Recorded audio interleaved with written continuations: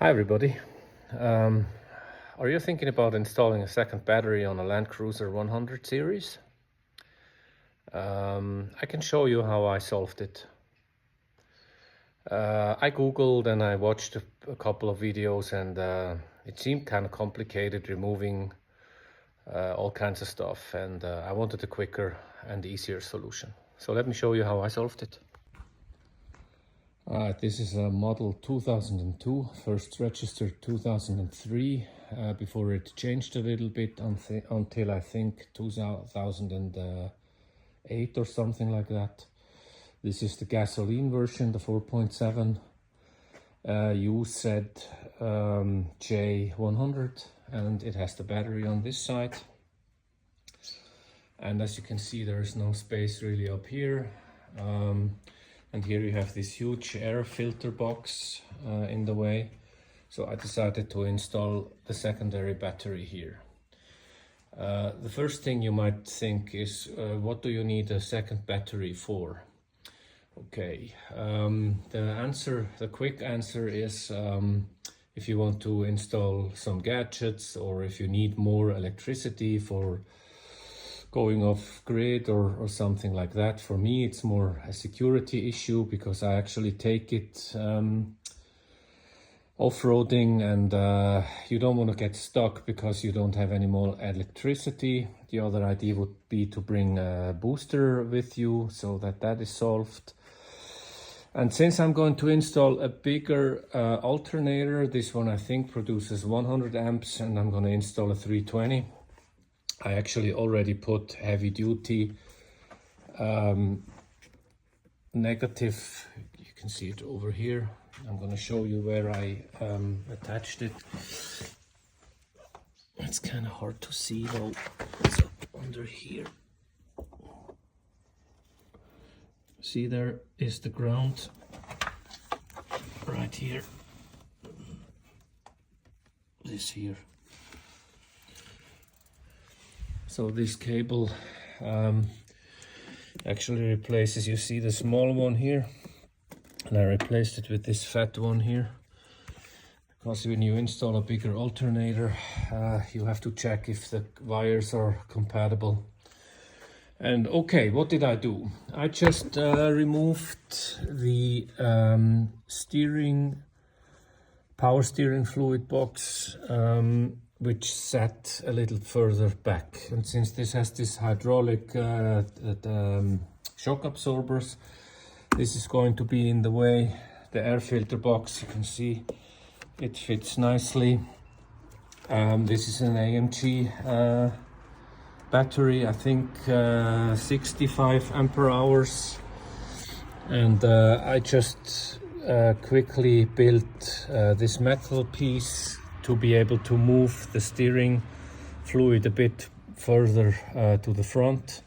Used the old bracket, which is basically now only attached on one bolt that came with it originally, and with this bracket it's moved a bit forward, but it still has the good damping. This was important to me to keep it sort of stock. And you can see that there is no real problem here because of heat or anything.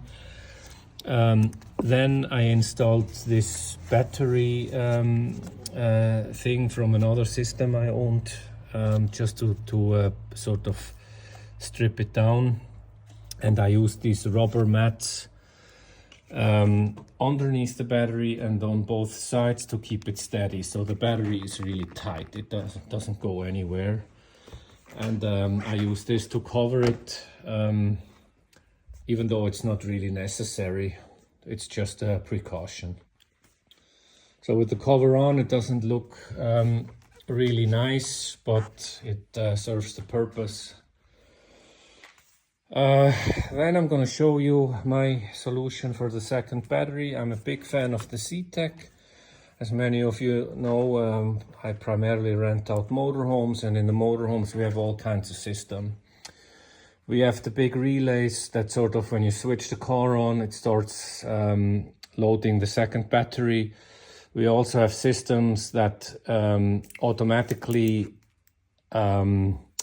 sense that if the voltage goes beyond 13.6 or something like that, it starts and it loads to the other side. But the Ctek for me is something else, because here's what it does.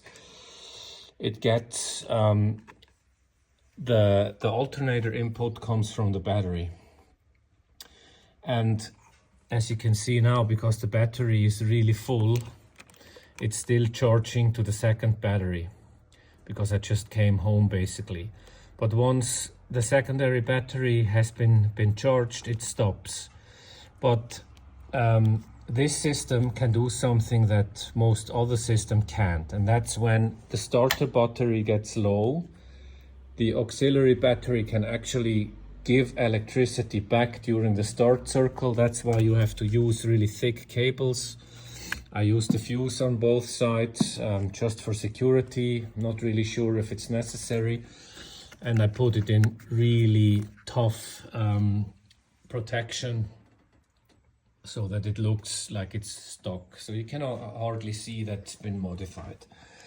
And in addition to this, like I said, it can charge from the secondary battery to the starter battery and the other way around. And it also has a solar regulator built in to the system, which is connected here. And in my case, I just put it here and I made a lid with a 50 amp Anderson plug inside, which means I have portable solar with me when I'm traveling. And if I should ever need to charge my batteries with solar power, I just plug them in, and the Ctek basically does the rest. It decides it will first fill up this battery, the starter battery, and then it will fill the secondary battery. And yeah, and the last good thing is it has a heat sensor. It looks a bit shabby just with a tape, but it's more than enough. It senses the heat, and if this battery would get hot, it would automatically shut everything down, stop charging, etc. So okay, this is how I solved it on this rig. I hope you have enjoyed the video, and leave a comment below, subscribe. It would really be awesome to get replies. How did you solve it? Do you have any questions about how I installed this and so on? If I forgot anything, just let me know.